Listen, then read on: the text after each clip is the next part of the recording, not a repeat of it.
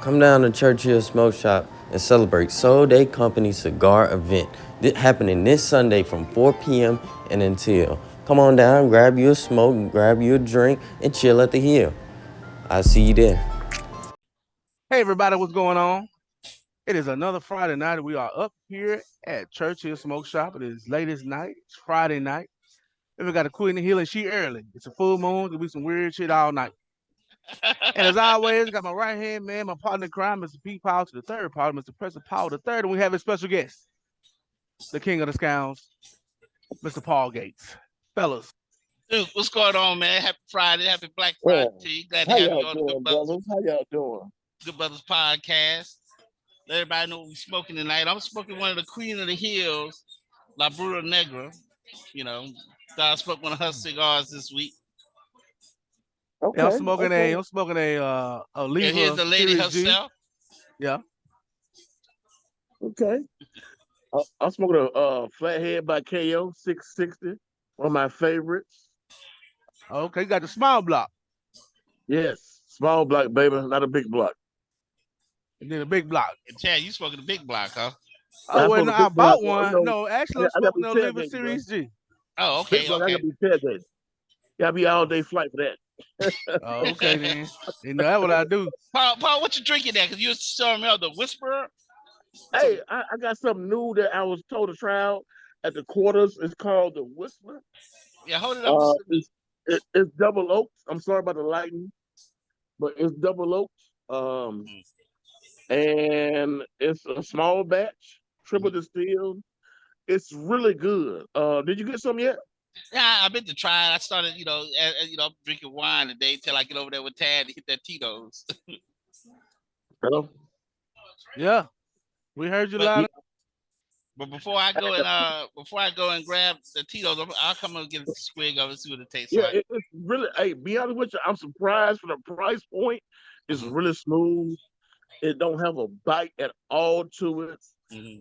so it really surprised me. I know I'll be getting another bottle. Oh, well, good deal, good deal. Well, So if you Duke, had to pair it, uh, what would you pair it with? What cigar you pair Uh, it with? Actually, it's so mild. You can pair it with basically anything. Anything you want to smoke, whether Habano, Maduro, whatever. Cause you can have Connecticut with it, whatever. Um, so I mean, it's that light. It's not a heavy drink. It's really all you need is ice. You don't need no mixer, no nothing. Okay, I'll let you try it, Chad. I appreciate that. yeah, we can swing that over. But Duke, since we got you on there, the Mr. Paul Gates, we call him Duke, as he said. Chad called him earlier the King Scowl. Tell us a little bit about the cigar group you and your partner in Memphis started. What was it, Third Bottom? The bottom third, me Bottom third. That's right. and three other gentlemen, man. I moved to Memphis about 4 years ago. Of course, I'm gonna go to every cigar shop there is. Right. So when I lived in Cordova, there's about 4 or 5 cigar shops there, and I met these, and we just had a good conversation. We just kept on linking up. Mm-hmm. Became good friends, great friends. Mm-hmm. Um, and we decided to start a group called the Bottom Third. Right. Actually, the Bottom Third is also a cigar line we're gonna be starting really soon. In a few months, we tested a couple of blends from some guys locally that's international. I don't want to say that the name of the company, but it's a good company, and been out for at least 10 years. Okay. So we had a tasting up there, and also we threw a tasting party there last year Mm-hmm. at Smokers Abbey up there in Memphis, actually in Okay. Cordova.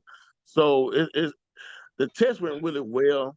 So we're just waiting for it. You know, it's a lot of clearances.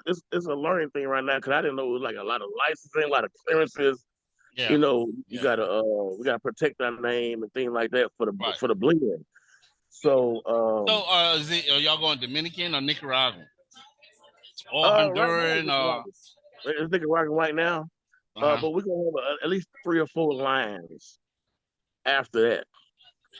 So and we're trying to get a cigar shop as well. So that's down the pipeline. Mm-hmm. We've been looking at properties in Birmingham and Memphis. So Mm-hmm. that's coming down the pipeline as well. But it's a work in progress. That's good deal. Good deal. I know you can find you guys on Facebook, um, the bottom Yeah, third crew just and look stuff for like the that. bottom third crew. It's a guys from all walks of life. These hot cigars bring people from all walks of life around, all ages, all cultures around, and you can just have a conversation Right, about anything. You don't even have to talk about cigars. You can talk about anything, right, politics, cars, religion, whatever. That's what cigars do. That's what cigars culture is. To have a great conversation with somebody you virtually do not know anything about, right. and that's the great thing about cigars. That is. It's a place for congregation and bring people together. That's what the Good Brothers is all about, Chad. And one thing we like to do, man. Once y'all get y'all blend going, go ahead and let's do a tasting here and do it for Soul City Smoke Fest. You know, Okay, For sure, that works. that was have part of the plan. yeah. That was part of the plan You didn't because tell the me that guy we either. worked with from the company last year, You know I would have got um, it. they will have come out and have their blends, put their blends out for tasting in the shop. That's what I liked about them. They don't mind traveling, come to meet us wherever. So Uh-huh. that's cool. That'll be real good. That'll work there. But Duke, we just want to make sure you get you introduced. So, Chad, let's get on the subject you had mentioned earlier to talk a little bit more about on Sundays. We have Doc here, and we sit around the bar and we talk about other. And Chad mentioned something last week when we were talking about mental health. Chad, you want to give some insight what we were talking about Oh when it yeah. comes to mental health? Oh yeah, we was talking about what happens.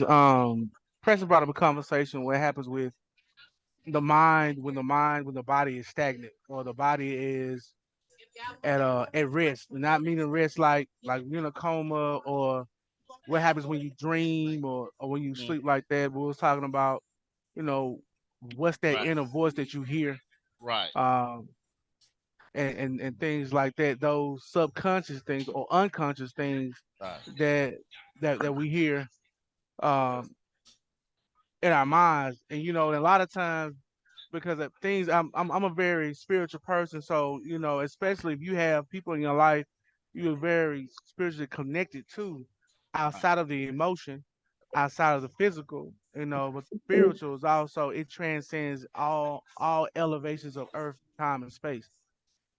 right. Well, the thing I thought was interesting because Doc's a neuroscience is talking about the conscious medical side and then the subconscious, which there is no real true medical definition for your subconscious, other than everybody knows it's there, everybody knows it's active. I Right. guess you can tell the parts of the brain that are active, but you can't tell what's actually going on. Yeah, you can't control it. You cannot control it. Yeah. No, you can't So see it either. can't see it, can't feel it, can't touch it, but It's everybody know just, it's there. yeah. Yeah, But so actually you can feel it. You can't feel the physical touch. You can feel it from uh-huh. my autonomic standpoint or a somatic standpoint. Mhm. But you can't feel it from a, let's say, a physical standpoint, unless you get into those things to my feelings. You might, your body, Hey, your Rita. heart might, you might have anxiety. Your chest might tighten up. That those sort of things because of Mm, anxiety. That deals with events that cause significant. Those events, what we call is significant emotional events, or cease, which also can cause significant emotional change. And that right. significant emotional change can cause different emotions and feelings and thoughts, stuff like that too. Okay, that's good. That's good. That's good. Paul, you lit it up in there, huh, Duke? I got some light now. Yeah. Miss Rita blessed me with the light. I appreciate her for that. All right, good deal. Good deal. But yeah, Chad, that's very insightful because I think a lot of times, as I mentioned to you earlier, I want to always have some level of communication on this mental health issue because I think that's one of the biggest undercurrents we have going on in society today is people dealing with their mental health. Like Marshall and Lynch say, protect your mentals. It just Yeah. you have That's a real deal. That's a real it is, deal. and then and the way society is now, where we learned coming up, through experiences and things like that and dealing with people. Today, with the internet and social media, you can actually see things getting out of whack, where people Yeah. Yeah, not being able to maintain any kind of order, hierarchical order to their lives and things like that. I hear some of the most outrageous stuff spoken by people online that you kind of you think they say, well, you can't believe that but they yeah. believe it is, and it's like damn near the internet is a mental illness itself, or mental Well, illness itself. Well, go ahead, Jay. I'm sorry. no, you go ahead, Paul. I yield. But back when we were coming up in the '80s and '70s and early '90s, mental health for people of color was a stigma. Yeah. We didn't talk about it. We didn't talk about it at all. I mean, we didn't like associate with it unless somebody we're really severely mental health incapacitated. So now, which is good, we kind of tell those signs of mental health issues that we have within our culture and outside our culture. I Go remember. ahead, Paul, boy. Go ahead with that, boy. I like Oh yeah. that. Go Well, with that. I worked in mental health for several years, and I just recently started the mental health program in a prison in Arkansas. That was So, up. so I did a pilot program for the state of Arkansas, and I was over that, implementing that. So now that we started a program at that particular prison, now they're gonna do it all over the state. Oh, good. Good deal. They're gonna have the inmates there and the prisoners there because before that, it was virtually no mental health coverage in the state of Arkansas for inmates. So you can tell how dangerous that is. You're locked up uh 23 and 1, sometimes 24 hours a day. What that can do to your mental health, it's very debilitating. Yeah. So Yeah. you got to think about that. And since we started a program, Yeah. it just changed. Uh, we still have suicide, but suicide rates are down. Since I left there, I can tell you that's when I left there. Right. Um, and me dealing with mental health all these years, you can tell the signs. You can look at somebody and say, "Hey, that person's not doing. That person's not in the right tone." Yeah, You can kind of. It's just the thing you can pick up on. And Right. yeah, so that's what's great about the good thing about social media is teaching you, but the bad thing about social media, in my opinion, it creates this false sense, this false narrative for the young people that they think they can just go out here, become a star on the internet and make it. No, it's not like right. Yeah. that's not the reality of life. Right. Right. So and I remember when the first Real World came out in the Yeah. '90s. Yeah. That changed. That Yeah. was The for first me. reality That was show. a catalyst Right. for social media change right Yeah. there. Yeah. People just wanted to do that and wanted to be a star on TV. Then it became the internet, and now we have all these internet stars. Of course, some more successful, a small percentage. So like NFL, NBA, a small percentage of the successful. But you got the other percentage that still think they can make it like that, but it's not a reality for them. Right. You know, Right. Yeah, we have to. That's what we need to talk about. Like we need to let young people know, and some older people, that social media is not going to be your savior. It's just hard work, whatever you do. Right. Well, Right. I agree with that. That's good stuff. You know. well, you go to school, whatever it is, it's just going to be hard work. It works for Yeah, some people, not everyone. yeah, yeah. And to expound what Paul was talking about earlier, talking about how when it comes to elements being trickled down to certain generations and things like that, you call that multi-generational projection. So one generation gonna do to the generation under them what was done before them. Right. And you got some you also have something called intergenerational projection, where you uh project all these beliefs on someone in your generation as well. And also what that entails also is an opportunity with social media now to create a pseudo reality where you are able to create a facade Right. that's unrealistic, that's not true, Right. uh, a character, if you will, like in the Sims old Sims game. Right. So Right. basically, you living in a game that you can end up getting hurt in because of this so-called persona, these characteristics you try to portray outside of being who you are. and Basically, then you're in the matrix. yeah, you're the matrix, and also Right. being unaccepting of who you are and what you are. I'm chubby. I like to eat. I accept it. Right. I love chicken meat. Now I'm gonna eat chicken meat. I accept it. I accept. Well, you see a Come lot on, of, I tell you what's a trend. Now, I saw just some videos now. People talking about, like, I saw a dude yesterday on Album Pre said, 31 years old, I have no friends. And of course you do Wow. that and you get a million people following you and they're telling you keep your head up, which is encouragement. But then a lot of it be for, like that, be facade, lies made up just to seek attention. I think that's the biggest thing I noticed is this, that if you're one of those people who are an attention seeker, the internet is just, yeah, God sent. And, guess what? And I go ahead, Dad. I disclose this about myself. Like for many years, I suffer from high functioning anxiety.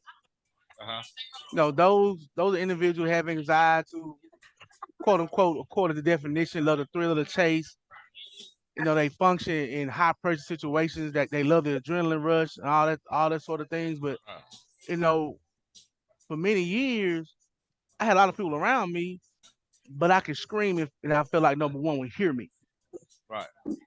That makes sense. Yeah, it makes So sense. I feel like that's why I'm considered a loner. Because I move by myself.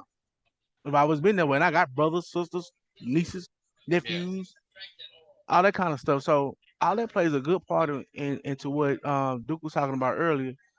Uh, when it comes to social media and the opportunity to create these platforms to make yourself relevant and prevalent. Well, attention seeking. You want somebody to say something to you to make you feel good, Right. to That's stroke true. your ego. Yeah. Yeah. That all day long.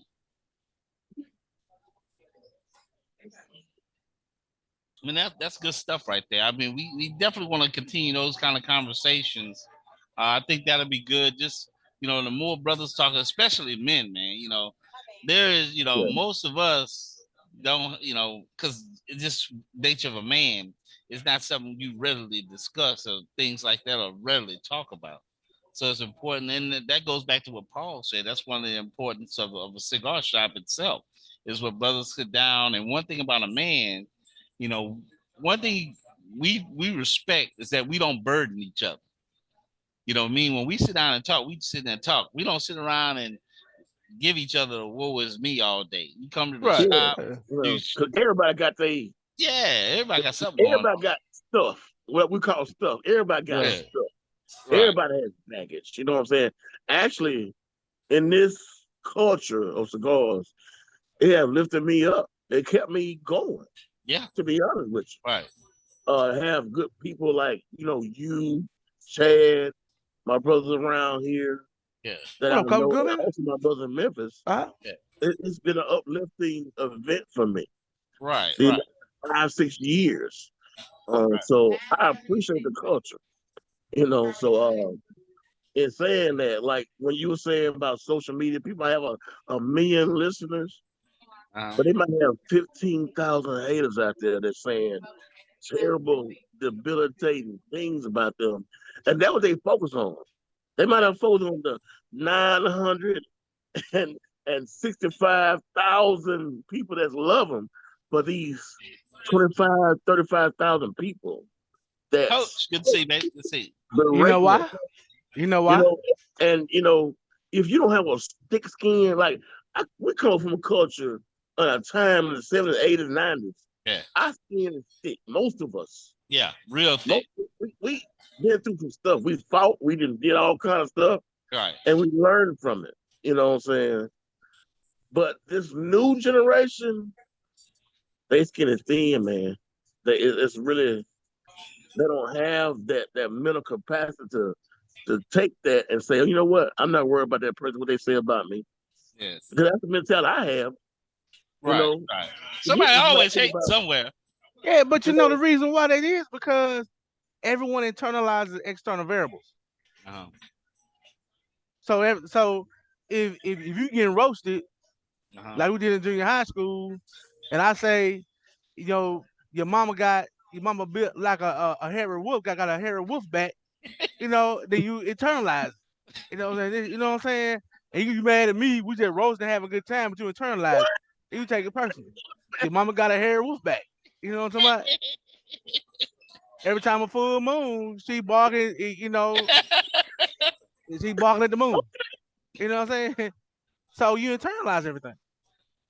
But yeah, that's true. Instead of being able to process it and process it in a manner where you're still able to have positive and social interaction and open communication. Right. But these days they don't let it go. They don't let it go. They hold grudge. Because see what that mama really had to have whoop back. But back in the the 80s, 90s, that's all we did. That's all you did was roast each other. That was a term of endearment. If mama ain't talking about you, he didn't care about you. If mama say something about you, he don't care about you. You mad because your mama potato salad look like potato soup. Yeah. You were irrelevant when you talk about you. Yeah, right. Yeah, that's something you got to share, man. That's just But I think it's important that we continue these kind of conversations, because at the end of the day, it's about being a support system for each other. And that, like I said, that's what cigar shops are. I mean, it's never a day when you have a down day that you can't come in, bring a bottle in, have a drink, have a smoke. Somebody gonna come in there and say something hilarious, so you're gonna get involved in the game, like the game's going on here today, and it'll get your mind off the monotony of life. Because that's the most important part. That's the most important part. Yeah. The most important part is being in a position to provide some type of mental health support. And you know a little bit more about mental health than you think you do. Right. But I encourage anybody with that thought. I encourage anybody to get certified through the Department of Health, become an adult mental health first aid responder. Get more knowledge about it. I mean, you ain't got to be like me going through school about to lose your damn mind. You know what I'm saying? Yeah. But there's certain things to gain knowledge. That's the main thing, because we all are part of the learning continuum. Mm-hmm. And when you're part of the learning continuum, everyone can gain knowledge about mental health and mental health awareness.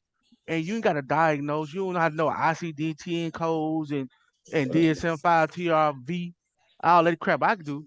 But the main thing is you can learn something, because you can see certain signs when a guy is dropping his head every time he says a word, or his tone and inflection drops when he says something, but he started laughing. You know what I'm saying? Those types of things that lets you know those probably symptoms of anxiety depression.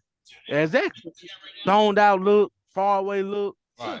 Yeah, of course. Right. Mm-hmm. Yeah. So that's what I learned in working in mental health.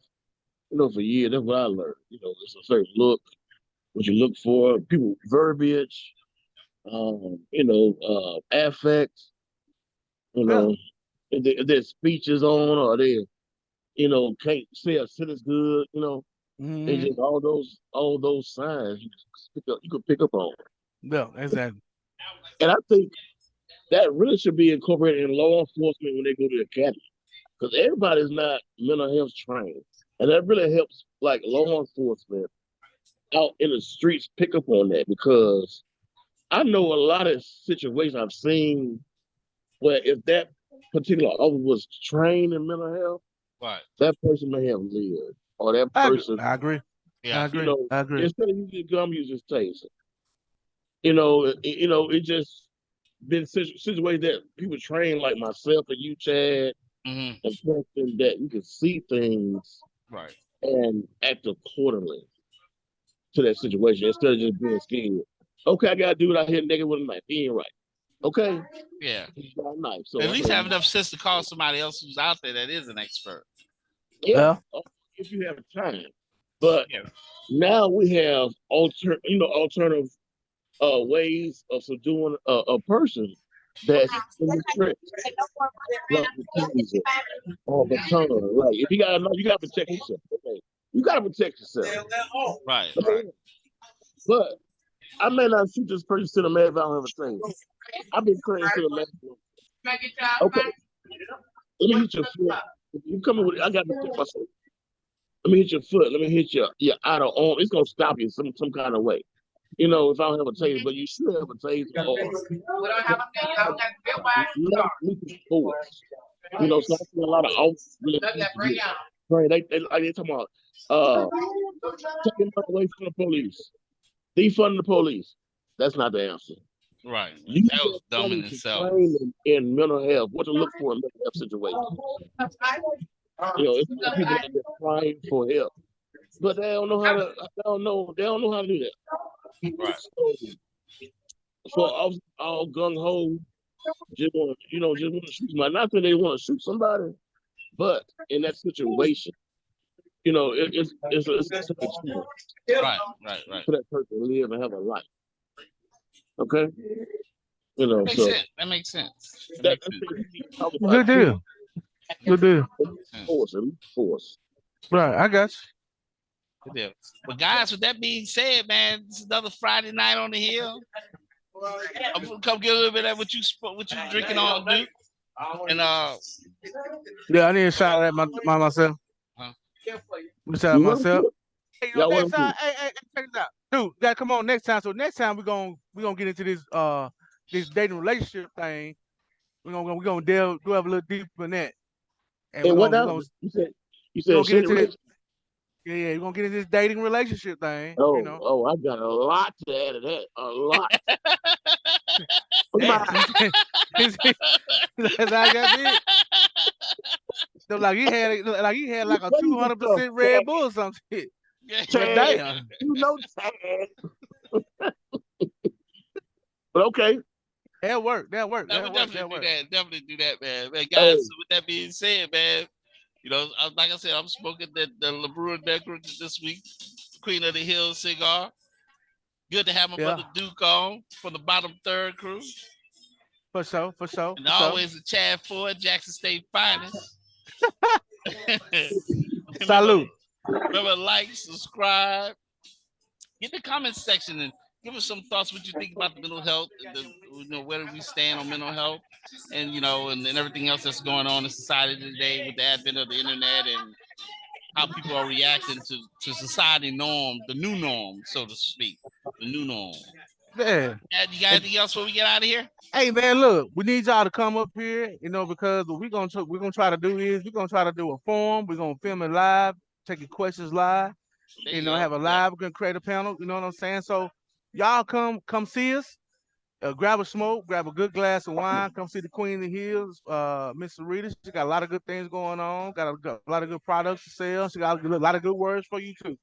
So man, hey, come see us at Church Hill Smoke Shop, man. Come see us, y'all. And we appreciate you so much. Shout out to the bottom third. Shout out to the good brothers. Appreciate y'all for having me. Good brothers, for sure. We appreciate you. Always, Duke. Always. With that being said, man, we out of here. Y'all we out. Man. Peace.